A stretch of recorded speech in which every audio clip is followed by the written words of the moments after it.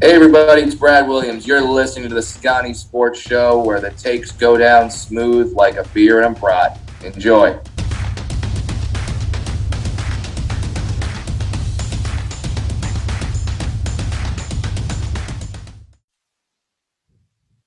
All right, everybody, welcome to a brand new edition of the Scotty Sports Show. I'm your host, MD Lovelace.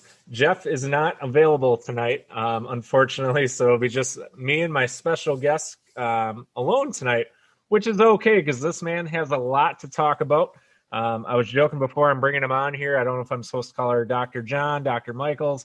He said none of that's relevant. I said, how about the number one draft pick? And I think we decided that's okay. So without further ado, he is none other than John Michels. John, thanks for joining me tonight. We were joking before we brought you on here about the COVID vaccine has got me sideways. And you were saying you've had a family member also have that same issue. So at least I'm not alone. No, it's really common. A lot of my patients who have gotten their doses have been knocked out for a couple days afterwards. And it's just the immune system kicking into high gear, doing what it's supposed to do. So it's actually a good thing that you're reacting to it the way that you are. Huh. Interesting. Yeah, I've heard a lot of it being on the second dose, not so much the first. So it is interesting to have it after the first dose because nobody else seems to have it. So it's been interesting. So John, tell everyone at home what you've been kind of up to. Obviously, you came in here as a rookie out of University of Southern California, who, by the way, looking at my stat sheet here, there have been quite a few Southern California guys coming in after you, some notables. Weirdly enough, too, if you look at when they bring these guys in, they bring you in, we win a Super Bowl. We bring in Clay Matthews and Nick Perry, we win another Super Bowl. I don't know. Maybe we should just draft a Southern California guy every first round and we'll be okay. We're going to be all right.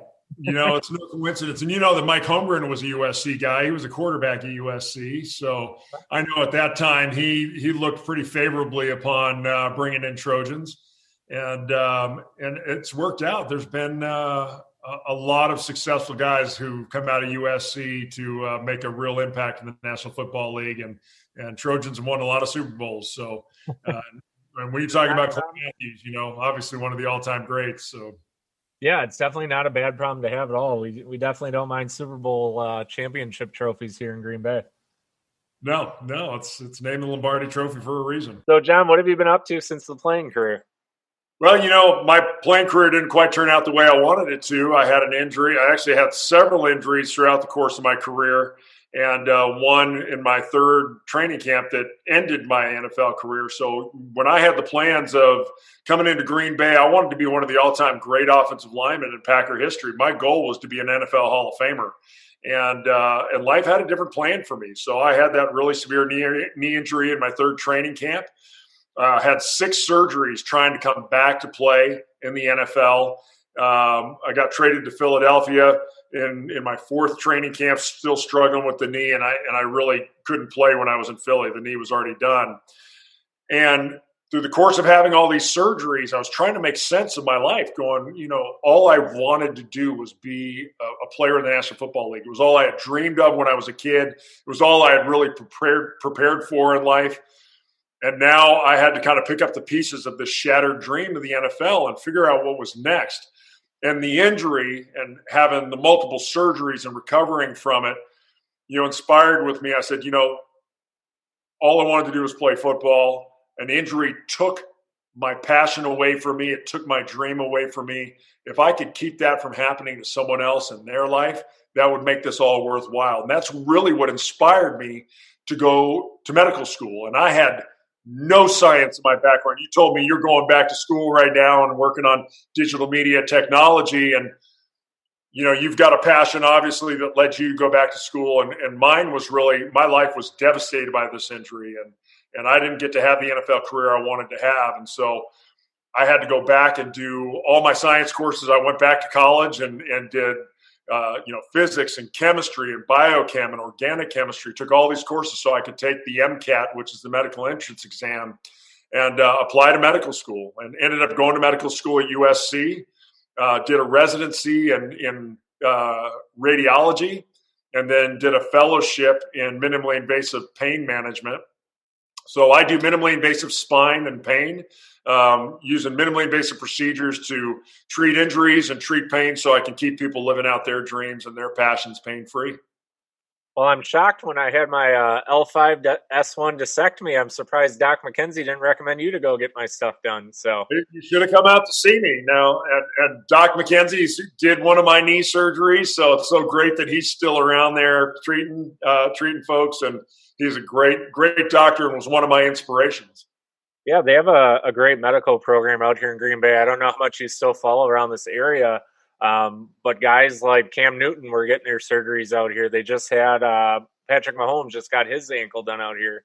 So it's kind of cool to see that Green Bay is now taking a forefront, being as how many years we were kind of the laughing stock of, oh, medical or, oh, Green Bay's so big.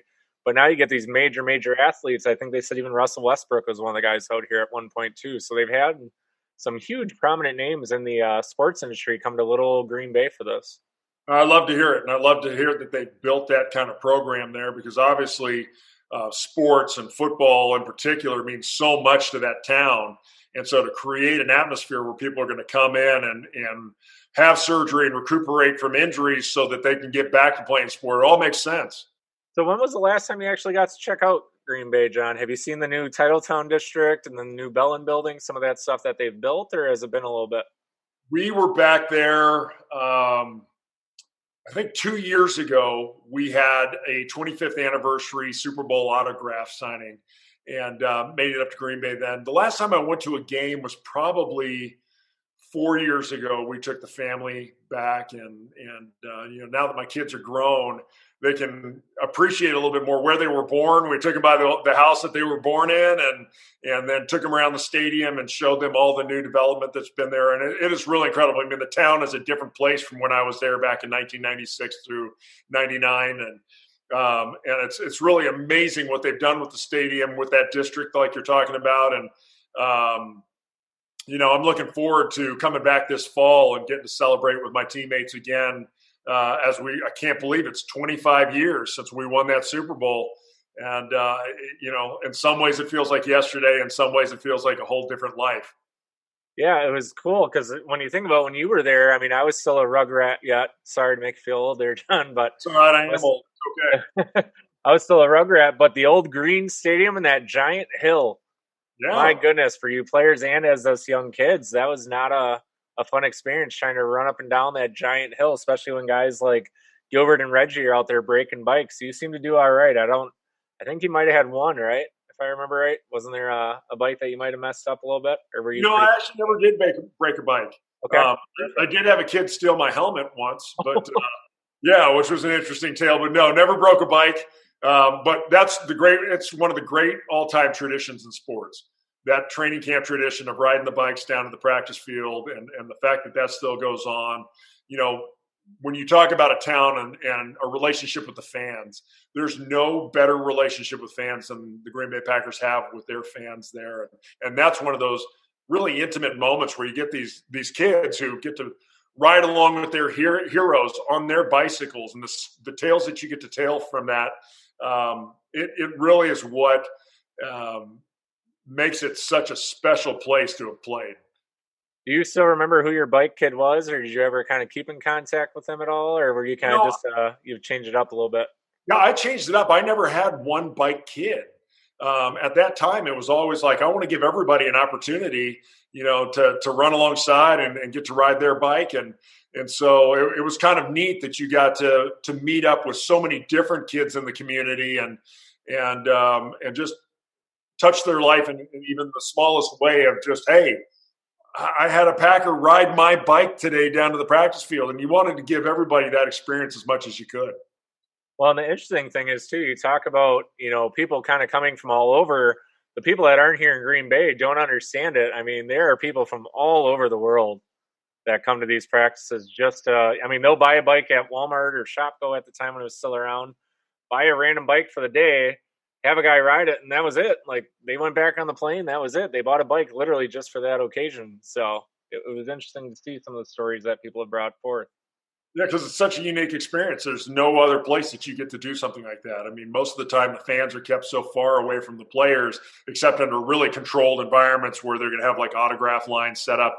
And this was really the fans amongst the players, and really getting to have those kind of intimate moments of riding a bike and just to say, hey, that player rode my bike. That's so cool. And I know as a kid, like I loved the NFL, and I grew up in San Diego and loving the Chargers and guys like Dan Fouts. And we couldn't get anywhere close to those guys when I was a kid. So to see that kind of relationship with the town and with the fans, that's what makes Green Bay such a special place.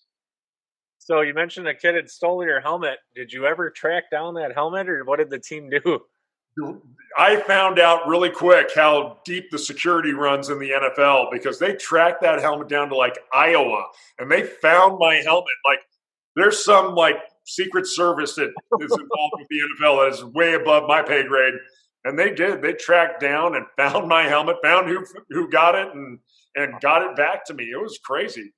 Wow, that's impressive, especially when you look at the old Tin Stadium to today. I mean, today you can't even sneeze without somebody watching in the sky. I mean, Yep. it's wild. But yeah, to hear about that back in that day I mean, people were just literally going up to the stadium, ripping part of it off and taking it home as a souvenir. And, they were selling the turf sale, if you remember that thing. I do. In fact, I've had a couple fans. It's amazing. Packer fans are everywhere. And I've had Packer fans here in Dallas say, I got a little bit of that turf sitting on my mantle at home. Yeah, it's really cool. Nice. So I partially saw the bling on your hand. If you want to show that off, that's always. Oh yeah, that's why we played the game. And I wear it to clinic. I've had so many patients. In fact, I treat pain, so I'm seeing people on their worst day. And this brings so much joy to people's lives. In fact, it makes them forget about their problems, forget about their pain for a little while. They always want to ask me about, what was Brett really like? Talk about Brett Favre. Give me a good Brett Favre story. Or tell me about Reggie White.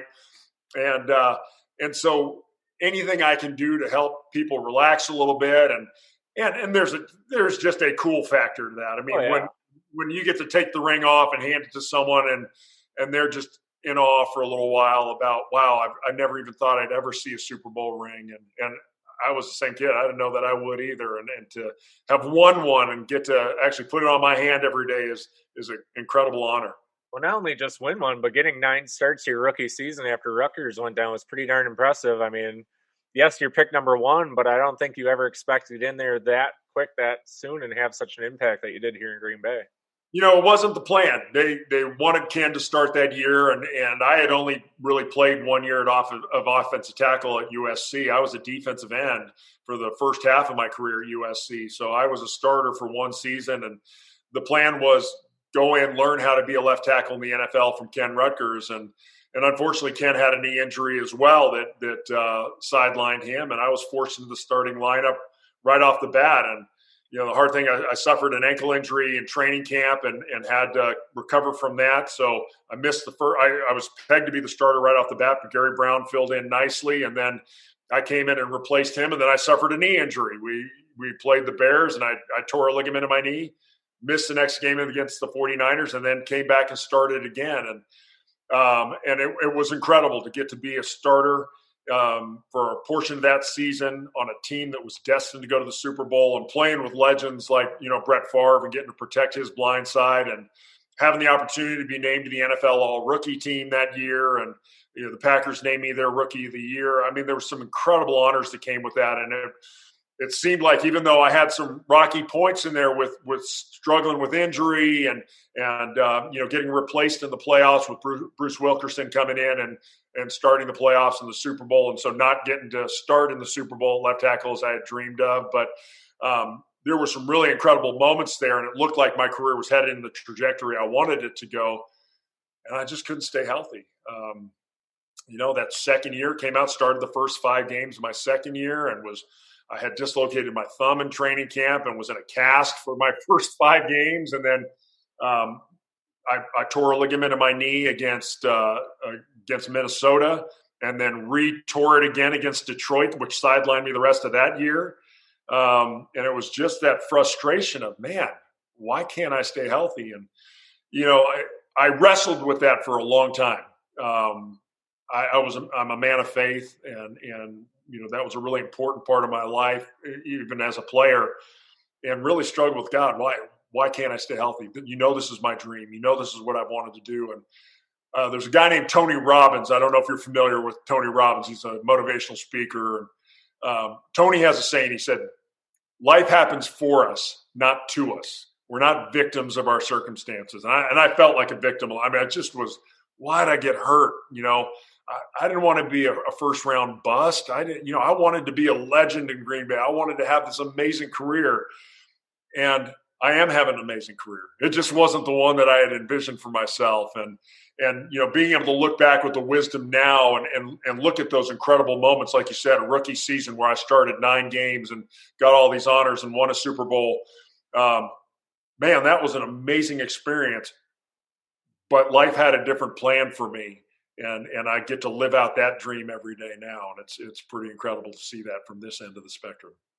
Right. I was going to ask you about that. I mean, I remember as a kid, you'd always sign your autographs with your biblical inscription. It was you, Reggie White, Timmerman, and then I think it was one other player that you guys took pride in, writing all those biblical verses. And it didn't matter how many autographs you signed; every single one had it on there. Every single one. Romans 8:28, and it says, "God works good for all things for those who love Him." And there's times I regretted writing that because I learned that lesson the hard way, that He was working good. I didn't understand the good in my NFL career ending way before it even got started. But it's amazing that I can look back now 25 years later and really understand that, yep, God worked good through that injury. And even though it was one of the most devastating things that could have ever happened in my life, losing my NFL career and losing my dream of playing in that league, I can look back now and go, yeah, he's worked a lot of good through that, and I'm grateful. Yeah, so mentioning on that too a little bit, I mean, being number 77, being a first-round draft pick, you kind of know where I'm going with this one. There was a guy right before you that didn't do too hot, so I will proudly say you definitely did above and beyond what he ever did. And he didn't have controversy behind it, which is a good thing too. So there's a couple stories behind that. I remember when I got drafted and I was wearing that number. That's what I wore that number in high school. I wore it in college, and then naturally wore it for the Packers. And I remember fans coming up to me going, there's something with that number. Tony Mandarich wore that number. And interesting enough, people forget this. Tony Mandarich went on to have a pretty good NFL career. When he left Green Bay, he went to the Colts, and he was a starter for the Colts and actually played really good football, but no one could get past, we could have had Barry Sanders in Green Bay. I was just going to say, John, in case you don't know the story, we could have had Barry Sanders. We could have had a Deion Sanders. We definitely had some better options out there. There was a lot of better options, and that was the tough aspect of it because he will always be remembered of not living up to what the expectation and the hype was for him. But, as a player, I watched Tony and saw it. He actually ended up having a pretty decent NFL career and was a pretty decent player. Never to the hype that was established coming out of Michigan State, but he had a pretty solid career. And I always kind of felt for Tony. And one of the hard things is this time of year, it's draft time. There is always a top 10 list that comes out, and it was not a top 10 list I had ever dreamed of making. It was not something I ever wanted to be a part of. And Tony's on that list as well, and I know where I'm going with the top 10 draft busts in NFL or in Green Bay Packer history. And like I said, for a long time that really stung because that was not who any of us wanted to be. And I don't know Tony personally, but I know he too. Any of us were such competitive guys, and our dreams were really to be great. And for one reason or another, whether it was injury, whether it was losing focus, whatever that story may have been, why we didn't pan out the way that we had hoped to pan out as NFL players, it didn't make it any less personal for us. And none of us wanted to be bust. We wanted to be great. We're some of the most competitive people you've ever met in your life. And that was a challenge for me. And now I just shrug it off. I know that list is coming out here in the next couple of days, or if it hasn't already been listed. But I've been able to put everything into perspective, and my love for Green Bay will never change. I mean, I have a special place in my heart for that town, and I love being a Packer. I loved every second I was a Green Bay Packer. And I love reminiscing every second today about the time that I had in Green Bay, the guys I got to play with, the fans I got to celebrate with, and this. I mean, we won a championship. And that's so hard to come by. It's so incredible of an experience to have stood on the field in New Orleans and won a Super Bowl. I mean, that's stuff that kids dream of, and getting to live that dream, man, there's nothing like that. Well, John, I'm glad you were able to get on the show so quick. I got to bust one of your former lineman teammates' chops a little bit because he's a good friend of mine, Earl Dotson. And Earl and I always chat. You know, he's always there if I need him. If there's an emergency, he was there when I had a TIA a couple weeks back, or about a month and a half ago. And it's funny he's there for that. But when I ask him to be on the show, something always comes up. So I'm going to tease him and go, man, you know, John Michels, your fellow lineman, came on within like a 3-day notice. What's going on, man? So I definitely get to tease him for that. So thanks, John. I get to drop the name there for you. Definitely give him my best too. Earl was one of the greats. I mean, obviously Earl, a legend in Green Bay. He was such a phenomenal right tackle. I learned so much from watching him play, and just a great guy. And I know since you said you're friends with him, you've seen him. He's svelte now. Yeah, Earl looks like a different human being. He looks fantastic. He looks like a Andre Rison type or a Tyrone Davis back when he played, you know, in that group. So yeah, exactly. I didn't recognize him at all. We had a charity event. And he just happened to see me walk by. I was saying, hey, you, come here. And I came out, and it was Earl, and I didn't even recognize him. Like, you probably walked right by him, like. Yeah, and all of a sudden he looks at me, he goes, bro, and he lifts up the hand with the Super Bowl ring. I'm like, he goes, dude, I know I recognize your old man because everyone kind of knew my dad. And he goes, man, I know you. And then, yeah, we got to chat, and we ended up hanging out all night. We've been in contact ever since. So some of you offensive linemen, man, that group of offensive linemen is probably one of the most gelled together, great group of guys I think that have ever existed around. I mean, there was just a great freaking group of guys that you guys just naturally meshed. There was no, you guys had that hardness to you, but there was also that camaraderie and that, you know, kind of that faith base to it. I mean, there were so many biblical powerhouses to that organization during your time that you don't really see a whole lot of anymore. You know, a guy I have pretty good contact with now, Demario Davis, almost fought the NFL last year over his faith-based release. It just seems like they're trying to push that stuff out, but here we are embracing every other kind of reform. You know, I see you're in Dallas. Are you still in Dallas now, or you were in Dallas at one point? No, I'm still in Dallas. Yeah, my practice is in Dallas. I've been here for about 7 years, and it makes it fun because my office is packed full of Green Bay Packer stuff, and I know very well where I live. I know this is cowboy country, and it's very fun to show off the green and gold in this town. And, you know, I'll be doing surgeries, and I'll have patients show up with Cowboys beanies and Cowboys sweatshirts, and, I mean, just head-to-toe Cowboys. I'm like, you know, I'm about to put a needle in your spine, right? Like, you probably want to appease the Green Bay Packer. Well, the one reason why I brought up Dallas is a couple years back, obviously, the tragedy that happened with the police officers downtown. I was just there 2 weeks before that incident happened.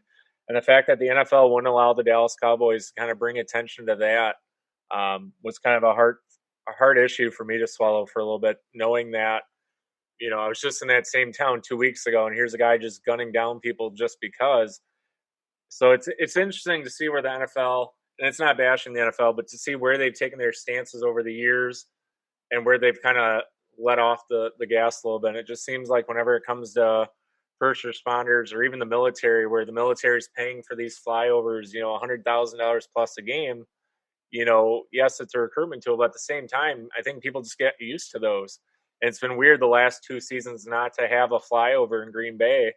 You know, it's something that us as fans has looked forward to, and it's a shame that they can't make that happen more often, show that support. Yeah, it's been, you know, there's been a challenging time politically, not only in our country, but amongst sport as well. And you know, I think every group is wanting to be recognized. And I think there's an importance to that. But, you know, I agree with you. You can't neglect one group in favor of another. I think we have to support our first responders, but I think we also have to recognize some of the inequities that have happened in our country as well. And I think sometimes you have an overcorrection in one direction just to make up for some lack that's been there for a while. And I think everything will find its way, and, you know, the dust will settle at some point. You know, once everybody's voices feel heard and everybody feels respected, I think we'll find our sense of normalcy again. It's been a weird time in the world, really. I mean, we look at this last year with COVID just disrupting everybody's lives, and everybody's been impacted in one way or another, whether it was the loss of a loved one, loss of a job, or just loss of personal freedoms because of this, rampant disease that's spread across this globe. And, everybody's world and everybody's lives have been disrupted. And, sport, fortunately, found a way to be there in the midst of it. And in a time where, I'm friends with the Dallas Cowboys team doctors, and they're like, I remember talking to them early in the summer. They're going, "There's no way that we're having an NFL season," and somehow they pulled it off, and it was a great season. And even though fans weren't in the stadiums, man, it was just fun to have that sense of normalcy. And there's been a lot of political unrest that's gone on in the midst of this past year as well, beyond just COVID. And like I said, everybody's voices need to be heard. Sport can be a great platform for that. And, when you talk about Christian faith, it was a great platform for me to get to share my faith and to get to sign autographs with my verses. And it gave me opportunities to get up on stages and share my own personal faith with thousands of people and my story. And still continues to do that. I mean, people are more interested in the fact that I played for the Green Bay Packers than they are that I'm their doctor right now. And because there's something just really cool about it. There's just a cool factor to sport, and it just gives us an opportunity to have a platform and a voice to share. And like I said, I think, I know it's been hard with one group winning over another, but I think we're going to find our normalcy in the midst of this in due time. Well, and I do want to applaud the NFL on another note, bringing in the salute to service games, bringing in the not just breast cancer awareness, but now the all cancer awareness games. Having lost my own mom to breast cancer, I think that was a cool thing where the NFL has kind of allowed guys to do that. And then even the design your own cleats thing that guys are doing, my cause, my cleats, are really cool to see. And, it's nice when there's not a $30,000 price tag on the cleats going up. I mean, if it's for charity, great, but you wonder how much the league is just kind of, we'll bump it up a little bit more. I mean, it's all in good fun for charity, but how sad is that you guys didn't get to have those traditions? Like, what game in today's presence would you have been a big fan of had it been around in your time? Or what experience does now? I do. I love the fact that there's really a mission and a message that's there. And there's a couple games that I didn't get to play that even existed back then, but I didn't have the opportunity just in my timing of being there. I would have loved to play in one of the Thanksgiving Day games, especially when Madden and Pat Summerall were doing it and they had the turducken, and I think that would have been a fun tradition. I never got to wear the throwback uniforms, and I love when they've got those navy blue jerseys out there and the tan, the khaki pants, and I think that's really cool. The throwback games that I didn't get to play in, and obviously getting to stand up for any one of those causes, get to wear a military uniform on the field and to really honor the men and women who have made sacrifices with their own lives so that we can have the freedoms to go out and play a game for fun on Sundays and entertain masses. And it's because those men and women have fought for our freedom to do so. And so to be in a game where we got to honor those people, that would have been pretty amazing. And I agree with you. I've been in those NFL flyovers. In fact, we played in Kansas City my rookie year, and Derek Thomas was a big supporter of the military. Yeah. And they had the coolest military flyover in that game. They had that stealth bomber flyover. Stealth, yeah. And it was the first time I'd ever seen that aircraft. And so you're standing on the field just looking up going, this is really cool.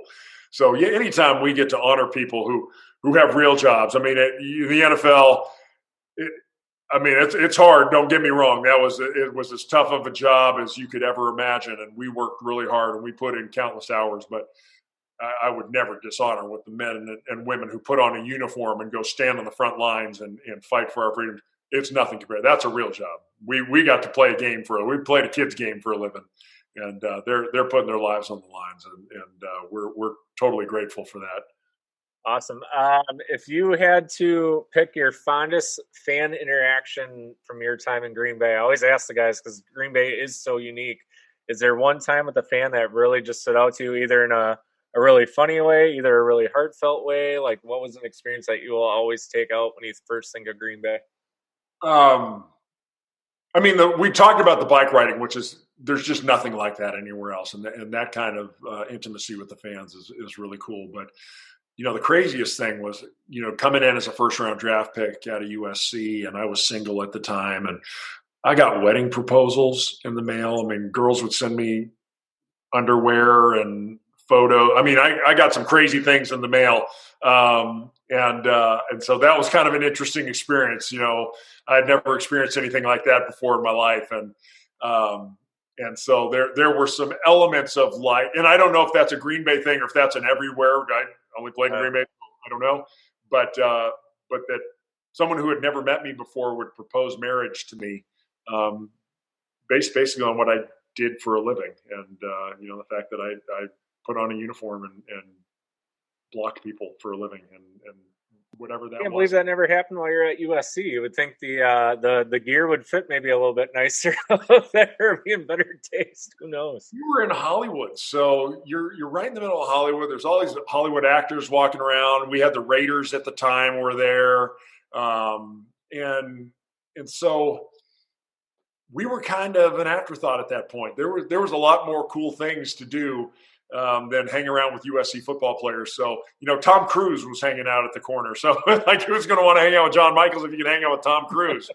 But, yeah, and it USC became a little bit more Hollywood when Pete Carroll came in, kind of the Clay Matthews era of USC. Then they were kind of the rock stars. They probably you got the Reggie Bush, the Leinerts. I mean, there was definitely some big names coming through that school as well.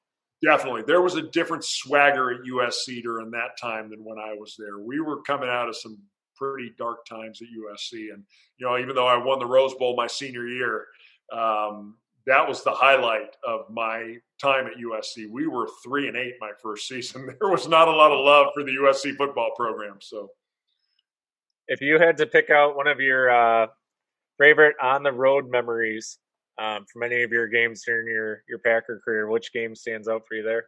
Well, we played in Tokyo. We played the Kansas City Chiefs in Tokyo during the preseason. I think it was my third season, right before I got injured. And that I'd never been to Japan before, and getting to experience that different culture, play in a different country. I'd only played in, the United States. So getting to go over to Tokyo and play a football game in front of a crowd that we were like spectacles to them. I remember getting on the subway in Tokyo. I looked like Chewbacca. I want to say, you're 6'7", man. You in fact, like a sore thumb. I was wearing shorts, and I have kind of hairy legs, and a guy was sitting next to me, and he kept kind of looking down, and he reached down and he pet my leg because he had never seen someone with hairy legs like me before. So it was just a different experience that we would walk down the street, and 6'7", football players weighing 300 pounds, they're looking at you like you're something from a different planet. And so that was a really incredible experience. I've always been a big stadium fan. I love stadiums ever since I was a little kid. So every road experience was really cool. I loved going down to Chicago and playing there. Playing in Kansas City, and that stadium is as loud as you can imagine. I mean, you can't even hear yourself think. And now they've got all these different silent snap count things. We didn't have that back when I played. So you're trying to hear Brett give the snap count, and you can't even hear the thoughts in your own head. So really incredible to play in an environment like that. But favorite road experience? Winning the Super Bowl in New Orleans. That's the greatest road experience I think ever. that was more of a home game, though. I think Brett's family alone filled up 20,000 this season. I think you're right. It did feel like a home game. That stadium rocked for us that day. So speaking of, you brought up a good point, playing in Tokyo. What was it like to see Brett Favre interact there? Being that he's such a down-home country boy, I just don't see him in Tokyo really hitting it off too well. Well, Brett he's one of the funniest human beings I have ever been around.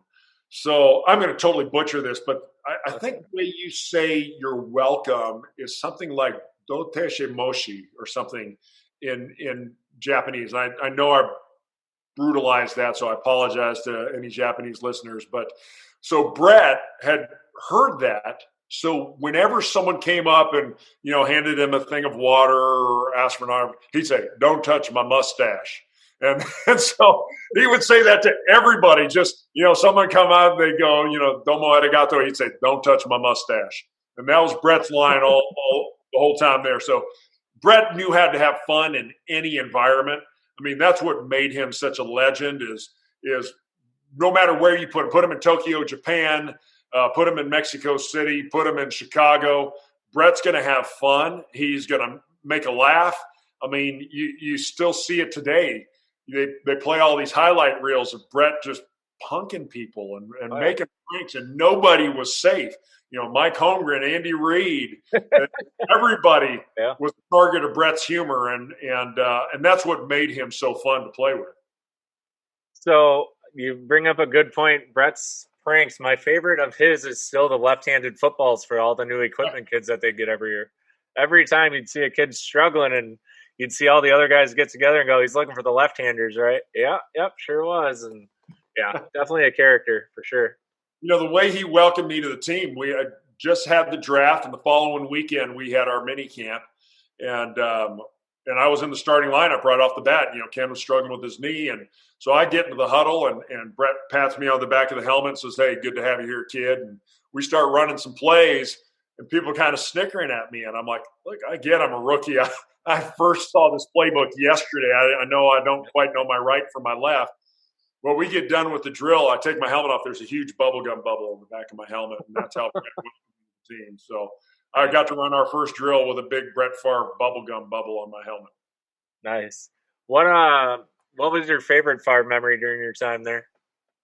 Some of them I probably couldn't talk to on a radio show. That would not be appropriate. But, that was obviously one of my favorite Brett stories. But, the thing that I loved most about Brett was, one, that everyone was fair game. So whether it was coaches, whether it was another player, whether it was equipment guys, whether it was a fan, whether it was a referee, Brett just liked to have fun, and he made every moment fun. And the game can have its drudgery, it can have its grind. That season can get long, and Brett found a way to really enjoy every moment. He really sucked the marrow out of life. I've always told people, I said, Brett Favre had more fun playing football than anybody's ever had fun doing anything in life. And he just found the fun in it. And that was kind of his art form. And you saw it in the way that he played. He played in a pretty unorthodox fashion. Now, he had an incredible God-touched arm that could throw bullets. But Brett improvised, and a lot of the plays that were his most famous looked like he drew them up in the dirt right before running up to the line of scrimmage. And that was really the special thing about Brett is he had fun, and he made the game fun for you. I mean, as a rookie, and I struggled at times playing and protecting his blind side, and Brett was never a quarterback to curse me out or get up in my face. The thing that Brett would do, he'd pat you on the butt and go, "Get him next time, kid." And he was always lifting guys up and encouraging them and trying to bring out the best that you could be as a player, because he knew that's what was going to help the team win. So you bring up a good point, and I say this candidly because I've talked to quite a few of, again, your lineman buddies that I still remain close to. If social media existed, there would have been a lot of you guys locked up. Oh, yeah. We weren't smart enough for social media back then. So no, it was probably a good thing. I won't say any of the stories I've been told firsthand or seen myself. Being a youngster, hanging around some of you guys during that time. But yeah, there was definitely, yeah. My favorite, though, is always the rookie hazing that they do with you guys.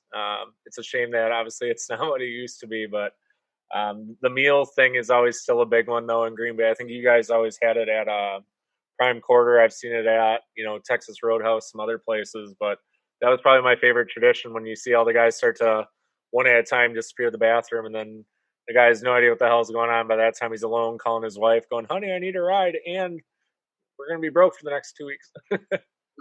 We were a little bit more gentlemanly. In fact, Holmgren didn't allow rookie hazing, so I never got hazed. Wow. He said the rookies have enough to worry about trying to play football in this league. We don't want them having to worry about anything else. And I got to honestly say I appreciated that. That shaved or worse. But when we played, the offensive line every Thursday night got together for a meal, and we had a gentleman's agreement. One guy was going to pay for the meal, and it changed every week, so you knew when it was your turn to come up. Now, the thing that happened is you did try to stick your neighbor, so you ordered 5 appetizers, 4 entrees, and 7 desserts, and you'd always get on the guy who chose the cheapo restaurant to go to, because it was like, no, that's not going to fly. We're going somewhere nice, and we're going to put on a show. And you always felt bad for the wait staff, because they were hustling. You've got 10 offensive linemen who could put away food like you've never seen before, and they're ordering all this food. But you knew that your bill was only going to come up, once, maybe twice that year. So you stuck it to the guy when it was his turn, and you knew you were going to get stuck with it when it was your turn. But it was a fun tradition, and it was really a great way for us to bond. And Brett would oftentimes join us, because, Brett and Frankie were so close that Brett would come out and he'd join us for a meal, just to stick whoever's turn it was to pay with just an extra meal on top of what we were expecting. And it was such a great tradition. And like I said, we're just in the middle of town. You're hanging out with the fans, and that's what's so neat, that the fans just were right a part of it, right along with you, and just enjoying that moment, and sitting in awe of watching Marco Rivera eat a side of cow at one sitting. That boy could put it away. It was impressive to see some of these eating feats that some of my fellow linemen could put on. It was incredible. So if you had to pick out your biggest crap talker in your offensive line during your time, who would it be? Who was always in someone's ear? Biggest crap talker. Wow.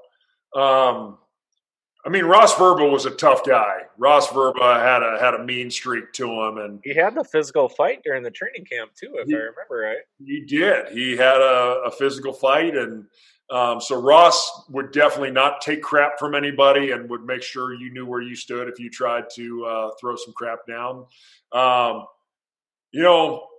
Frankie was always, because Frankie and Brett were such character.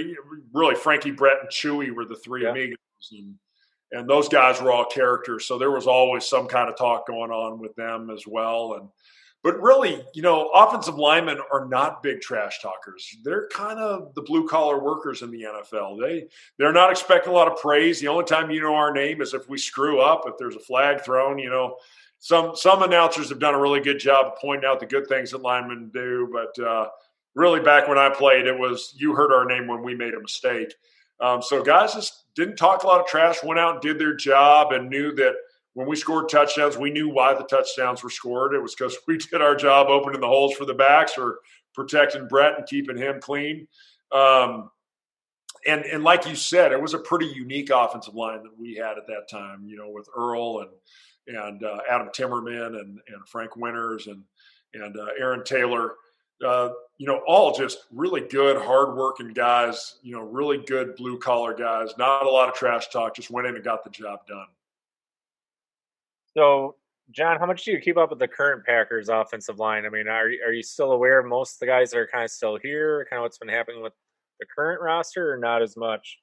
This last year I lost a little bit of sight, and I've followed them pretty, with a lot of intrigue over the years, and I've always, rooted the Packers on, wanted to see them have great success, and and I remember watching guys like Mark Tauscher and Chad Clifton, and just being huge fans of theirs, and what amazing players that they developed into, and legends there, and David Bakhtiari. I'm always watching the left tackles, and what a staple at left tackle Bakhtiari. I was just going to ask you about him. He's on my note list right here going, hey, what are your thoughts on Bakhtiari being the highest offensive lineman paid of all time? I love he's just so fluid with the way that he plays. He plays the game the way it's meant to be played. He makes it look effortless. He really is graceful playing a position that is not a graceful position. And he really, I love his style of his play. I love his toughness. I love his reliability. The knee injury was a devastating thing to see, but he's just been such a tremendous anchor at that left tackle position. And Aaron Rodgers has appreciated every single down that David Bakhtiari has been in there protecting his blind side. I've loved watching him play. What are your thoughts on the Packer draft situation last year, being a former first-round pick yourself, were you as shocked as everybody else when the name Jordan Love came out? And side note to that, did you happen to see the NFL rumor circulating? There was a picture out recently that claims that at a Packers executive's desk, there was a indicator showing that Jordan Love could potentially go to the Patriots for a couple draft picks and a player to be named later. Thoughts on that one? I think people were saying the same thing a lot of years ago when the Packers drafted a kid named Aaron Rodgers in the first round when we had Brett Favre, a Hall of Fame quarterback there. And so there was a lot in the rumor mill at that time. And, it'd be interesting. What I would love to see, and this is just me being the fan that I am, I'd love to see Aaron Rodgers have a couple more MVP seasons and then Jordan Love go on to become a Hall of Fame quarterback. One of my best friends is a huge Bears fan, and he hated the fact that we went from Brett Favre to Aaron Rodgers. Right. He's just like, they can't do it again. And part of me is like, oh, just wait. You just wait. Jordan Love's going to become a Hall of Famer. He's going to develop into that. So it's always interesting to see. I love to see that it actually lit a fire under Aaron, and that's how competitive guys are. That Aaron goes, really, going to take a quarterback in the first round? Let me go have an MVP season just to remind you who I am. And that's the fun thing about the game. Guys are just looking for any edge that they can have. Tom Brady, 7 Super Bowl championships under his belt, still is like, really, I'm a 6th-round draft pick? Really, I'm pick number 199? Let me show all of you people who passed up on me as a quarterback in the league just how good I am. And tell you what, if you ever meet that man, collect his autograph, because it's like, I just looked at some people obviously we know with this business that own sports shops, just to get a basic inscription that says like 7-time champ is like $1,300 just to write that. It's really insane what his autograph is going for. So yeah, to think he was a 6th-round draft pick, giving away his autograph, trying to, if you can imagine the guys at your camp that were 6th-rounders that would have amounted to the success that Tom has had. Yeah. Well, Marco Rivera, he was our 6th-round pick my year of the draft, and Marco Rivera went on to have a phenomenal NFL career. The Pro Bowls and really just developed into an amazing player. He still lives here in Dallas. He finished his career with the Cowboys, and Marco and I have gotten together on occasion and grabbed a meal and just kind of caught up and reminisced about life. And so, it's amazing. And it's always fun to see the stories of the 6th-rounders who go on to be the greats. And it's not as infrequent as we think, looking at Julian Edelman, speaking of the Patriots, just retiring, and a great story of a kid who was a quarterback out of Kent State who went on to have this, phenomenal NFL career, being a Super Bowl MVP. And, like I said, the competitiveness and all of us, especially if you fell later in the draft and you felt like you deserved, you wear that chip on your shoulder. And guys are going to go out and have a lot to prove. So we were talking just in a recent show. This is going to be like 3 episodes ago when we finally aired this one. But we were talking to Packer current offensive lineman Yash Nijman about the complexity of last year's offseason, not having any preseason at all. And now this year, the league goes from a 4-game preseason to a 3-game preseason, but now a 17-game season. What do you see as pros and cons with that as a former player, John? Well, considering I got injured in the preseason and going into week 4, a three-game preseason would have worked well for me, and extending the regular season. The tough thing is for the young players. It's the guys who are the cusp players who need an extra week of development, an extra week of camp to show what they can do. That's where the challenge falls. Is there's gonna be some players who fall through the cracks who potentially could have been great players, who may not get the opportunity because they're lacking that extra week of training camp. And so you're going to head into the season. The 53-man roster is going to be selected sooner. And guys are going to be left off that roster who would have deserved to have been there. And so that's going to be the hardest part about it is guys are young and coming out of college. The game is so much faster. You're drinking through a fire hose. The playbooks are really complex. You're learning a whole new system. The speed, the strength, everything that takes some time to get used to when you're moving into that transition in the NFL, that extra week can make or break you as a player. And so that's going to be the biggest challenge.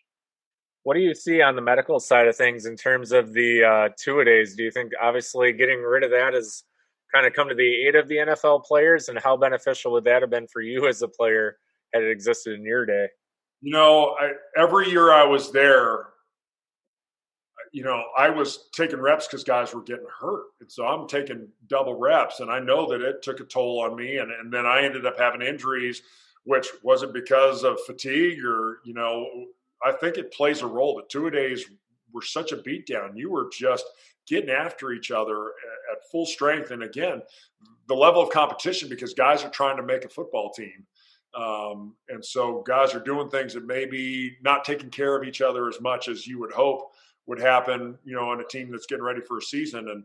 And today's training regimen would have really benefited me a lot because all of my injuries occurred in training camp, and boy, I would have loved to have had a healthy season under my belt and see what I could have done, and especially had we been able to protect, my knee, protect my thumb. That's been my one regret is I never got to find out how good of a football player I could have been. And I really felt like I could have been one of the greats. And had training camp been like it was today, maybe I had more of an opportunity to find out. So, John, let's play a game called Then or Now. So you're going to compare your era versus today's era. Who would be stronger, today's era or your era? Stronger physically or as far as? Yeah, let's go physical first. We're going to get a mental next, but let's go physical first. Yeah, this era is way stronger physically. I mean, the things they know about nutrition, the way that they train now. I look at a guy like Aaron Donald, and I'm like, thank God I don't play anymore. I don't want to ever have to block a guy like that. He's an absolute specimen, and he's playing against the best people, and he's tossing them left and right like rag dolls. So this generation is definitely stronger than our generation. What about on the mental side of things? I think mental toughness, both sides are mentally tough, but I think this generation of kids who are playing the game now with social media and the different demands that are on them, they have different pressures now than what we had to deal with. And so I think there's an element of mental toughness that has to go along with being more politically correct now. I mean, we could say and do things in locker rooms back in '96 that you do not say or do anymore. So I think there's an element of mental toughness from that standpoint that we weren't as sensitive as this generation was. Like anything went. You could say anything to anybody and no one was going to get their feelings hurt by it. But the mental toughness that it takes for them to navigate all the pitfalls that exist, like I said, with social media, with everybody having a camera in their hand. So everything that you do, everywhere that you go can be recorded instantly and posted on Facebook and Instagram for the entire world to see. There's an element of mental toughness that's involved with that to really be disciplined because all eyes are on you. It's probably a wash. Community involvement, then or now? We were really involved in the community back then, and not having been to Green Bay in years, I don't know what that looks like from that standpoint. But I think there's probably more opportunities now, different opportunities to be involved with the community, especially with social media and aspects like that. But we really prided ourselves in getting out in the community and going to different towns and playing a part in parades that they had or softball games, and really wanting to reach out and play a role in the lives of our fans back then. So, I felt like our community involvement was really solid, and I think we recognize in Green Bay how special that fan base is and how special that community is. And, people ask me, what's Green Bay like? And I said, it's a town built around a football stadium. Yep. And the whole town embraces that.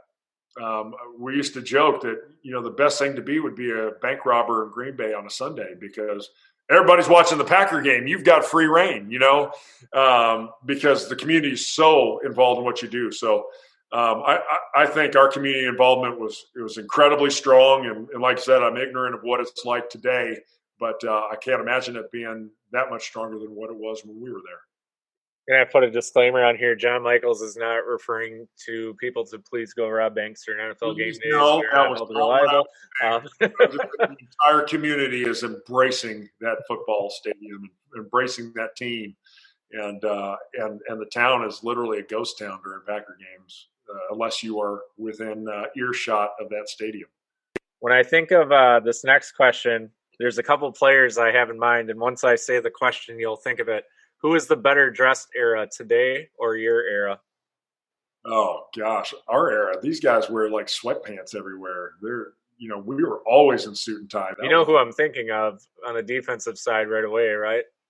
No, A certain defensive back who would always be rocking his cowboy boots that just did not look right. Doug no. Evans. Yes. Always with the cowboy boots, man. Didn't matter what the hell was going I on. forgot about that. I totally forgot about that. But we were always dressed up. I see these guys now all in sweatsuits or T-shirts and jeans or whatever, and I was like, no, we were always in a suit. So I think our era wins the best dressed. And Mike Wall, another guy that we get along with. Mike was on the show last season, and just amazing to see his transformation. You talk about another transformation from a big old dude that was driving. Remember his big old pickup truck we would always joke about?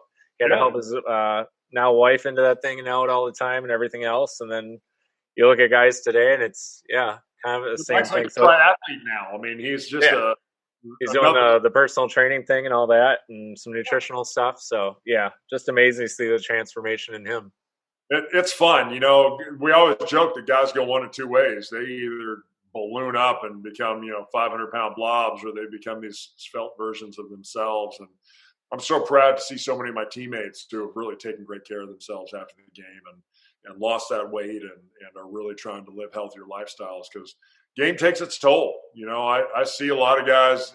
Dallas is a hotbed for retired pro athletes. I see a lot of guys who are really beat up and have not taken great care of themselves. And so I'm really proud to see a lot of my teammates who are looking great and see that they've gone down that healthy path. Nice. So, John, one of my favorite traditions the team seems to have annually is the annual Christmas celebration over at 1265. I've seen some pretty cool gifts over the year. John, what was your favorite gift you received during your time? We still have it too. I got 4-foot tall Winnie the Pooh.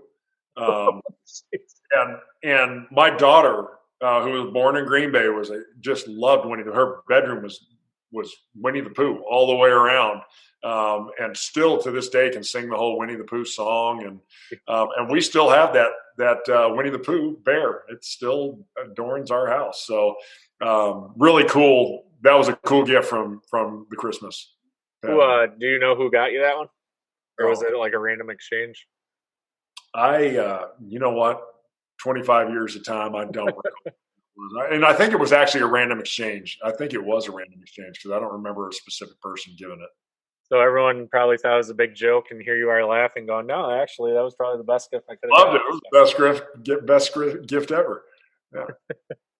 So if you had to think of your ultimate football dream, like if you could have picked your career playing out, past the injury, how did you I know we talked a little bit about it, but, were you still with Green Bay? Do you think there was an opportunity for you to maybe have left anyway after the 3 years was kind of up? Because at the time, wasn't it mostly 3-year deals at the time, or 4? I had a 4-year deal. Most of them were 4 or 5 for the first round draft picks. No, I mean, I loved being in Green Bay. I loved the legacy. I loved the legends that were walking through our hallways. I mean, I got to know Bart Starr. I got to know Paul Hornung. I got to know Fuzzy Thurston. These guys were always hanging around. And so you felt like you were living in the Lombardi days being there. And I loved the passion that the fans had with the team, just the connection. That it could be 10 below zero and guys were out there with no shirts on, with their bellies painted with big G's on them, cheering you on. And so rain, snow, sleet, shine, it's almost like a postal service, commercial, but the fans are out there. And so my dream was I wanted to play 15 years in the league, and I wanted to, be in the Green Bay Packer Hall of Fame. I wanted to be in the NFL Hall of Fame. I wanted to have one of the great careers in Packer history. And, that would have been my dream. That was my plan going in, wanted to be a Packer. I was excited to be a Packer. Back-to-back Super Bowls to start off my career, and it was over. And it was definitely not the vision I had for myself in my career. All right, John, tough one for you now. One of my favorite questions I ask all of our former Packer guests. First of all, when you got picked by Green Bay, what did you actually really know about it? And then second of all, what was your first impression when you finally got here and said, oh, this is Green Bay? Well, the Packers had flown me out before the draft, so I had gotten to tour Green Bay several weeks before the NFL draft. So I'd gotten to tour the stadium. I got a chance to meet Ken Rutgers. Actually, he had just written a book at the time called Home Field Advantage. He gave me a copy of his book to read on the plane home. So I got to tool around the town and really get to experience a little bit of what it was like in Green Bay. So draft day, I knew what I was coming into. I knew what the expectation was. So when my name was called, Paul Tagliabue got up and said, with the 27th pick of the 1996 NFL draft, the Green Bay Packers select John Michels, tackle out of USC. We literally had slices of American cheese and we smacked them on our forehead. We're like, we're cheeseheads. And everybody in the room was just cheering and high-fiving. It was where I wanted to be. I knew what a special place that team was. My hero growing up, Reggie White, had come to Green Bay, and having the chance to play with him. Brett Favre, this young gunslinger who had just won the NFL MVP and was just starting to peak as a quarterback in the league. All the pieces were falling together, and I saw that there was something special we were going to be able to build, and something special we were going to be able to be for a long time. So it was where I wanted to be, and it was where I dreamed I would live out my career. Was there ever a chance of you going elsewhere? I mean, were there any other pre-draft visits you had, or was it kind of Green Bay all the way from the beginning? The Arizona Cardinals flew me out before the draft. The Philadelphia Eagles flew me out before the draft. And I think that was it. And then Green Bay. So those three programs had flown me out. And the Seattle Seahawks were our coaches at the Senior Bowl. So I played in the Senior Bowl in Mobile, Alabama after my senior year of college. And the Seahawks were our coaches. And I knew there was a lot of interest there as well. And all of them had picks kind of within that range of each other. So I knew some of those were possibilities. And the one I was keeping my fingers crossed for was Green Bay. What was your initial first impression landing here in Green Bay at Little Austin Straubel Airport? Well, it was 85 degrees in Los Angeles when I got drafted. I was in T-shirt and shorts. And when I landed in Green Bay on April 20th, it was snowing. So I was like, wow, yeah, we're not in Southern California anymore. It's a little bit different. So my first impression was I didn't know it snowed places in April. And I figured that out. We did today, oddly enough. That's why I was going to originally go with a beach background to make it feel more at home. But I decided we'll stick with Lambeau. So that was the first shocking thing there. LA is such a big town, restaurants and shops and all sorts of things. And, when I got there in Green Bay, like I said, Prime Quarter was pretty much the fancy restaurant in town. And we had a Kmart. We didn't have a Target yet. There, like you said, there was Shopko and Kmart. And that's where you could go shopping. Well, you had Reggie White's All-Pro shop right next door to Kmart, too. So, I mean, there was that. Was that there? No, I don't know if that was there yet. It was 97, 98 maybe. I think it might have been maybe it came up. Yeah, I think it came up just a little bit while I was there. And so there was a little bit to get used to with that as well. Was, in LA, you go to the beach, you go to the mountains, you have all these things. And in Green Bay, it was a smaller town, so there was some adjustment to where do we go eat tonight? Where, unless we're home, where do you want to go out to? And if you wanted to go shop, like I said, there wasn't a Target even at that time. I know there is one now, but so it was pretty much. A couple of them. We're getting fancy here. It's getting really fancy now. I know. When I went back, I was joking with my wife. I said, "Our little town's growing up," So, we're not 12 years behind on fashion anymore. It's only like 8 years behind, and the music's here within 2 years of it releasing, and we're moving up. It is. It's growing up. Well, it's cool. You see things like Microsoft attaching itself to the Packers in the new Titletown district. You see, some other bigger names and groups. I mean, you see guys like Lil Wayne, the rap artist that's been putting Green Bay on the map and bringing out songs every year and attending games. You see Will Ferrell at games. You see, during your era was more of like the Pam Andersons were kind of like the big names that would hang out in the locker room, or as years went on, I remember with Brett. What's that?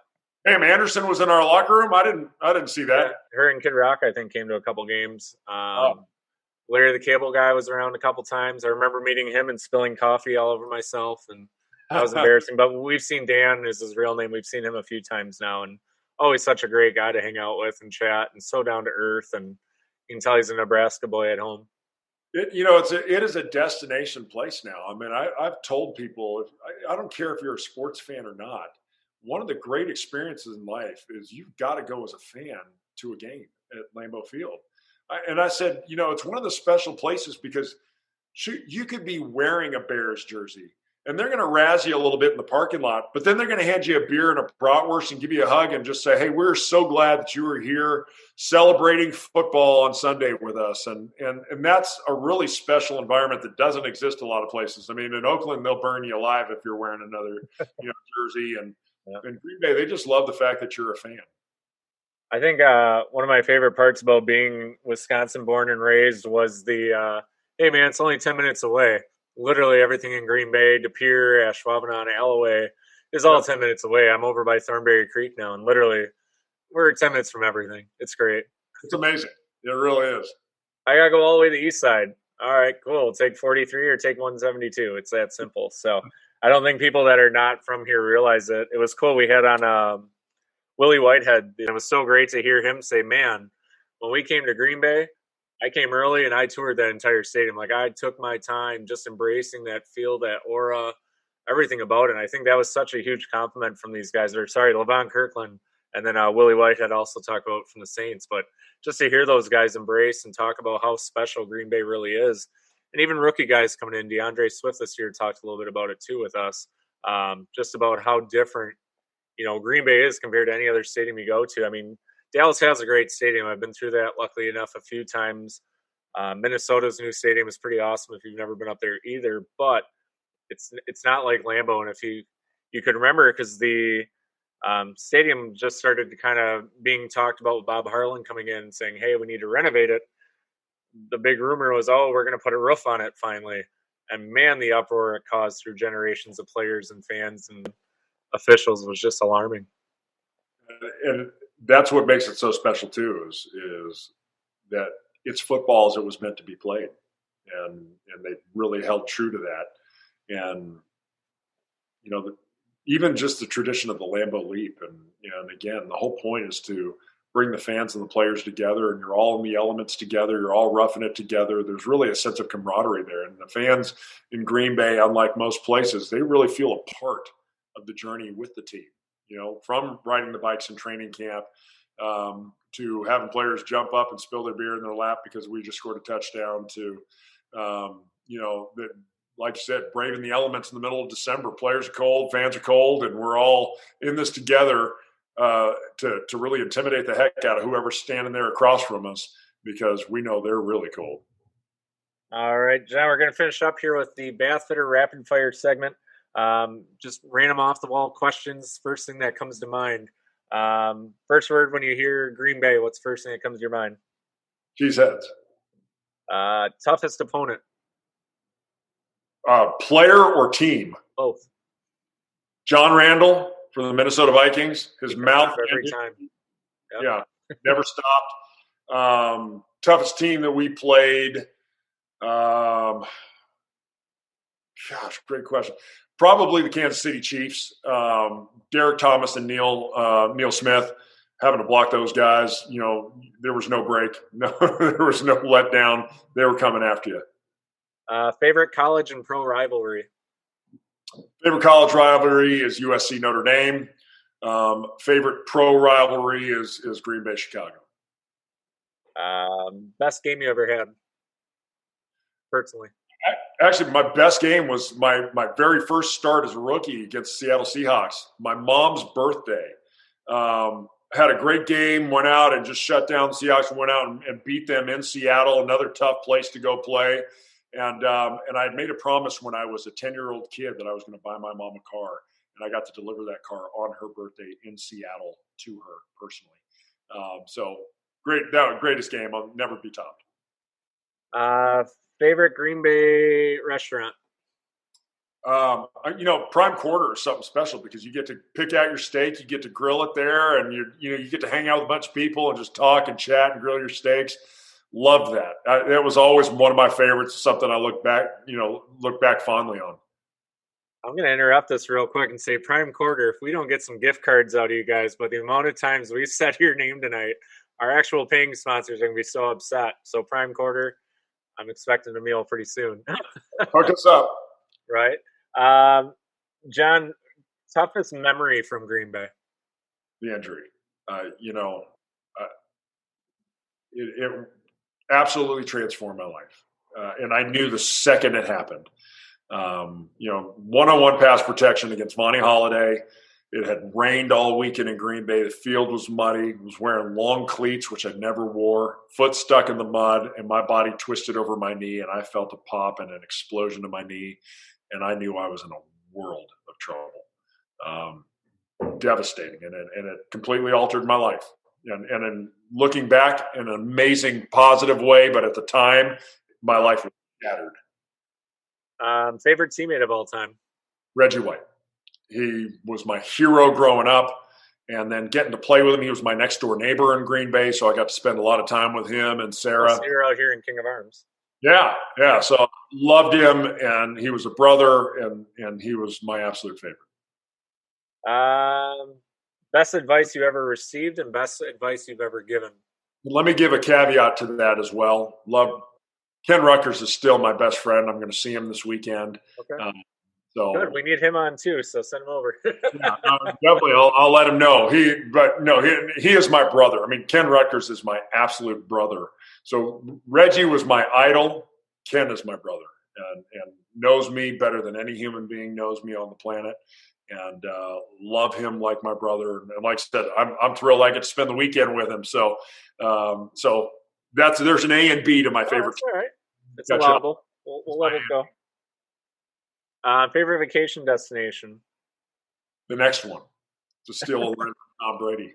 My wife and I love to travel, and we love exploring different places and trying different foods and seeing different sites. And we've been fortunate enough to get to travel the world and see some really incredible places. And there's a lot still left to be seen. So the next one is my favorite destination. Nice. Favorite type of weather? San Diego, 75, sunny, nice El little. Cajon, man, I know all about it. What's that? El Cajon, I know all about it. Yeah, it's arguably the best weather on the planet. Oh yeah, so I love that beach weather. No mosquitoes. It's not ungodly hot and filled with mosquitoes like it is here, and winters are mild. So you just get to enjoy the outdoors all year long. Best untold locker room story that's allowable to be shared on the airwaves. Oh, because most of them are not allowed to be shared. Yeah, I know. I'm aware of most of those. They all seem to revolve around Brett, just because he was such a character. Brett put heat in my jock strap. He put the bubble gun on my helmet. He threw stink bombs in the locker room. It was you just were waiting for what Brett was going to do next, and that's what made it so fun. So really anything surrounding Brett Favre, and like I said, those are the only ones that I could actually mention on air that was family friendly, because there's a lot of Brett Favre ones that were hysterical that are not family friendly. Favorite backup quarterback other than Brett Favre during your time? Doug Peterson. And I've been such a fan of watching him go on and have such great success in his coaching career. And, I was rooting for the Philadelphia Eagles with him coaching, because you just wanted to see him have success. He and Jeannie are such great people. And he was such a great guy to be a teammate with. And then anytime you get to see someone have great success beyond their playing days, it's just rewarding. And he's been my favorite backup. But there's a B part to that too, because you know what? Getting to play with Jim McMahon, and Jim was as genuine of a guy as you would. He marched to the beat of his own drum. That's one thing I liked about Jim. Jim was totally comfortable in his own skin, and Jim just said, this is who I am, and you either like me or you don't. I'm fine with it either way, and I love that about him. He just was someone who was truly himself all the time. People go, "Oh, were the sunglasses and the headbands and all that, was that an act?" And you go, "No, that's Jim." Yeah. And I loved it about him. My favorite Jim McMahon story ever was sitting outside of practice one day. I think I was waiting on something from Earl or whatever. And McMahon rides up on his little moped. Remember that little red moped that went everywhere? Didn't matter where Jim was going in town. He would ride that red moped. And he walks up. He goes, "Hey, son, how you doing?" I said, "It's all right." He goes, "Well, here's the deal. No one touching my scooter in the next 5 minutes while I run in there. I'll hook you up." I said, "All right, with an autograph?" He goes, "No, not signing your autograph." Comes back out. He hands me $500. He goes, "All right, well, no one took it." And it was for 10 minutes, literally. I was like, that was the coolest McMahon story ever. Refused to ever sign anything. He goes, "Nah, you can buy like 2 of the other guys' autographs for what I gave you there." So it was just so funny that he was just so chill and down to earth like that. And just, it was Jim. You got what you got. When we played in Chicago my rookie year, Jim rented a bus, brought us to his house, and had this massive meal catered for anyone who wanted to come. And we all heard that one yet. At Jim McMahon's house in Chicago, having this amazing meal in his home. And that Jim was just a generous, kind-hearted, great guy. Still, I shouldn't say was, is, but I haven't seen him in years, but yeah, amazing guy. Player that you modeled your game after? Tony Baselli.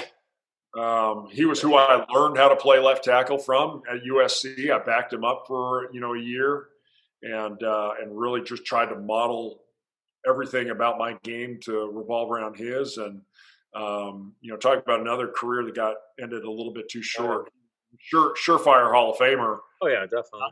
He's still a Hall of Fame finalist for the last several years, but there would have been no question had he been able to stay healthy. So that wasn't the part of the game I was trying to model, was the injury part, but everything else about him, he was as dominant of a left tackle in the game when he was healthy as there was. Well, and arguably one of the best Jacksonville Jaguars of all time too. I mean, he put them on the map. No one knew who played there other than Tony Baselli at that time. So, yeah, and then another great Packer backup quarterback, Mark Brunell. He was the other one who came out and put them on the map. And the two of them were really close friends, and quarterback and blindside. Yeah, so he's who I modeled my game after. Favorite piece of memorabilia that you still own, whether yours or someone else's? In the background, this side, signed by our Super Bowl championship team. So all the players on our Super Bowl championship team signed that helmet back there. I have 2 game balls that I earned my rookie year that are treasured, and love having those. This is a pretty great piece of memorabilia here. That's what I was expecting to start with, but pretty stellar. But no, I mean, I still have some gloves that I wore there. I still have. I mean, there's just some things that it was cool. And one of the weird things, having my helmets that I played in, the actual helmets that I played in the games, for 15 years of my life, I threw a helmet on every day to go to work. And now for the last, 20 plus years, I haven't thrown a helmet on. And every now and again, I'll put that thing on my head, just flashbacks. And then you remember, gosh, this thing's heavy. No wonder my neck was this big, because I had to hold my head up with this doggone thing on it. But I've got several pieces of memorabilia that are cherished. They're, that time there, like I said, is one of the most special times of my life. What about as a fellow collector? Like, who are some of the guys that you've inherited some items through over the years?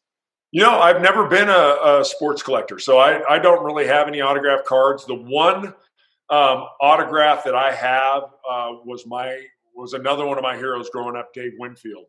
He was a San Diego Padre when I was young, and then got traded to the New York Yankees.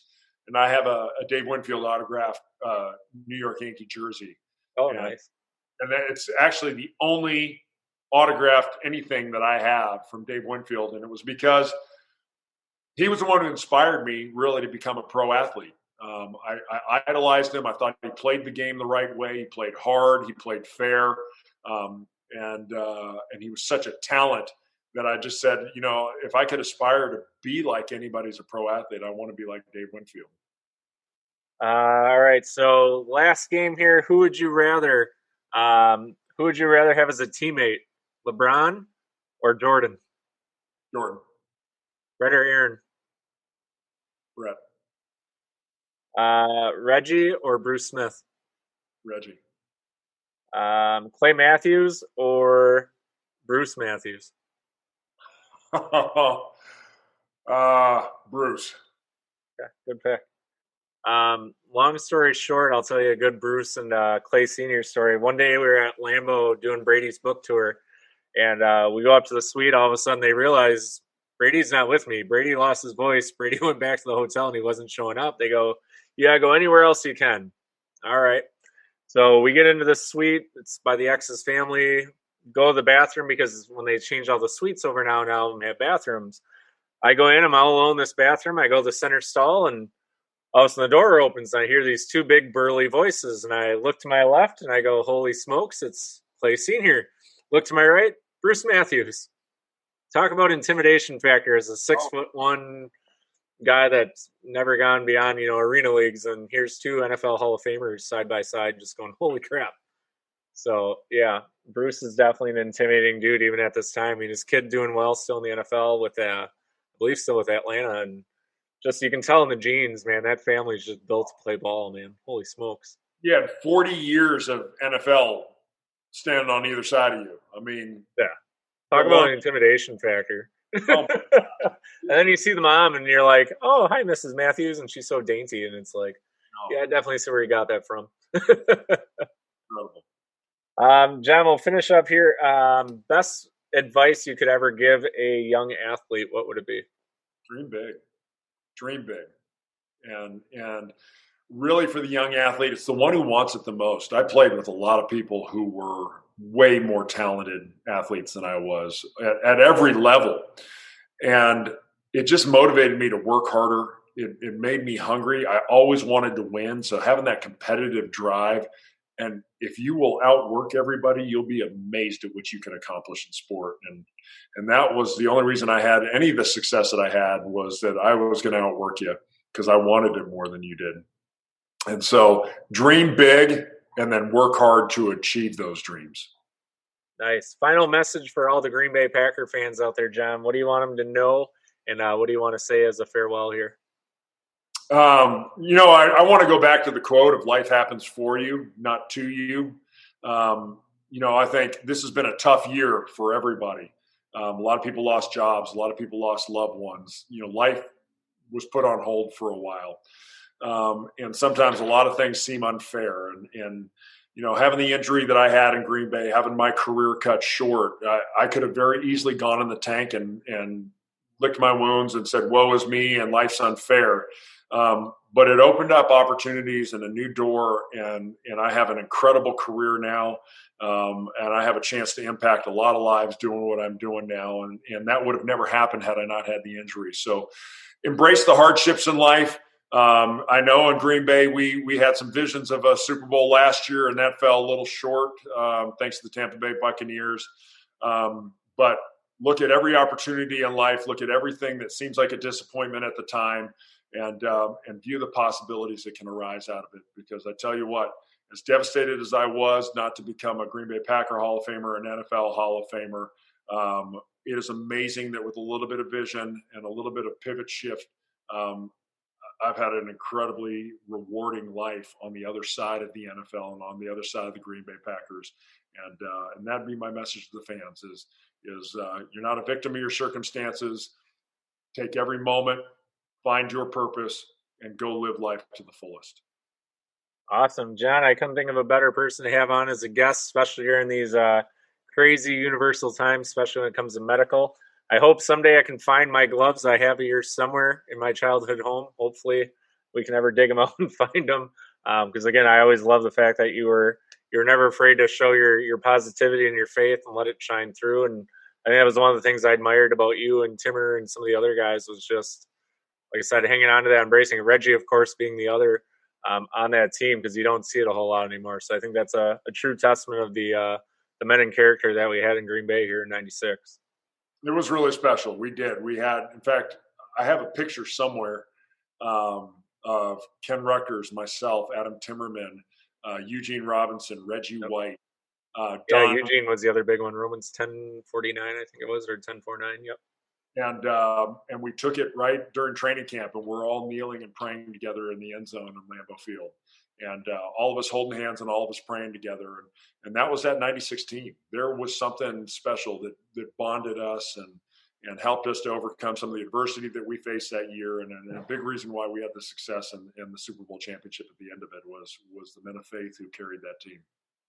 Well, that's my goal, John. At one point, I want to get maybe hopefully this year we can all kind of come together and figure that out. But getting some of those guys back together of the Eugene, Ken, just kind of bringing up that faith-based podcast for once, and just letting it all out there, like let the men be men, and kind of put that positive vibe out there for some of this younger generation, even some of the old heads too. And I think it'd be a cool episode to have where we just kind of, like I said, talk about that and the miracles we've all been able to been blessed with, and where we've been able to overcome since then as well. Absolutely, that'd be amazing. Awesome. Well, John, I want to thank you for joining me here on tonight's show.